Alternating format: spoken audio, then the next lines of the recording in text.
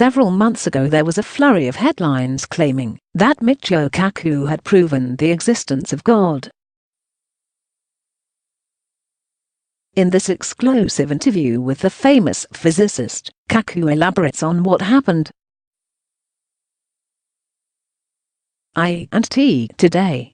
You recently made a lot of headlines with your discoveries regarding the possible existence of a higher intelligence. Could you explain what you found? Michio Kaku. There is a website that quoted me incorrectly. That's one of the drawbacks of being in a public sphere. Sometimes you get quoted incorrectly. And the reference I saw said that you can prove the existence of God. My point of view is different. My own point of view is that you can neither prove nor disprove the existence of God. Science is based on what is testable, reproducible, and falsifiable. That's called science. However, there are certain things that are not testable, not reproducible, and not falsifiable. And that would include the existence of God. For example, look at reincarnation. If somebody at a cocktail party says that they're Cleopatra or Julius Caesar, how do you disprove that? How do you falsify that? Well, you ask some simple question and they get it wrong. Then you say, I falsified your statement. And they say, no, the history books are wrong. How do I know the history books are wrong? Because I'm Cleopatra. I am Julius Caesar. Close quote. At that point, the conversation is over. You begin to realize that, no matter how you falsify that statement, they can come back and say, no, no, no, the history books are wrong. Close quote. And how do you falsify that? You cannot. So, there are certain statements that are not falsifiable. Same thing with the existence of God. I don't think there's any one experiment that you can create to prove or disprove the existence of God. Therefore, it's not a falsifiable statement. You cannot create an experiment that disproves the existence of God.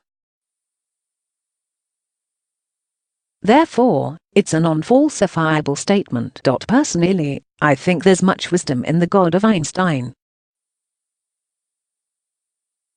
Einstein basically said that there are two types of gods.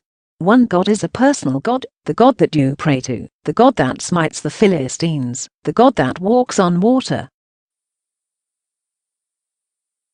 That's the first God. But there's another God, and that's the God of Spinoza. That's the God of beauty, harmony, simplicity. The universe is gorgeous. The universe is very simple, and it didn't have to be that way. The universe could have been random. It could have been ugly. It could have been a random collection of electrons and photons. No life, no vitality, nothing interesting at all. Just a random collection of a mist of electrons and photons. That could have been the universe, but it isn't. Our universe is rich. It is beautiful, elegant. And you can summarize most of the laws of physics on one sheet of paper. Amazing. In fact, what I do for a living is to try to get that sheet of paper and summarize it into an equation 1 inch long. That's called the unified field theory. We want to summarize all of the laws of physics into one equation that is 1 inch long. Now, one version of that is called string field theory, which is a branch of string theory. String field theory allows you to write this equation, this 1 inch equation. In fact, that's my equation. I'm a co-founder of string field theory. Now, that's not the final theory, because now there are membranes, and things are more complicated.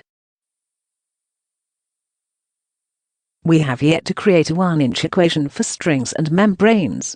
But just for strings we already have a theory that's only 1 inch long that allows you to summarize the laws of nature. So, that's the God of Einstein.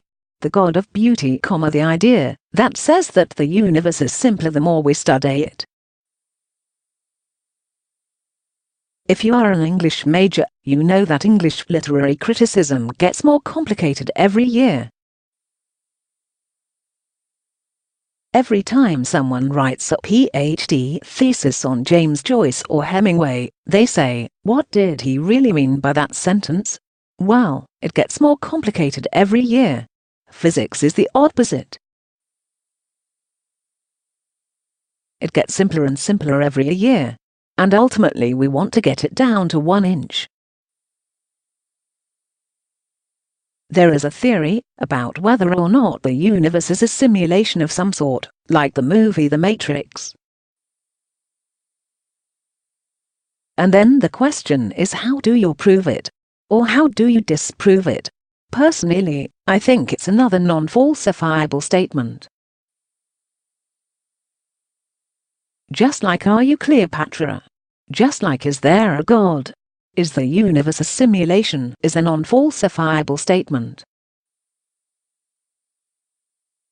That's my true opinion. However, there is this website that quotes me saying otherwise. But that's, I guess, one of the drawbacks of being in the public domain. People misquote you all the time.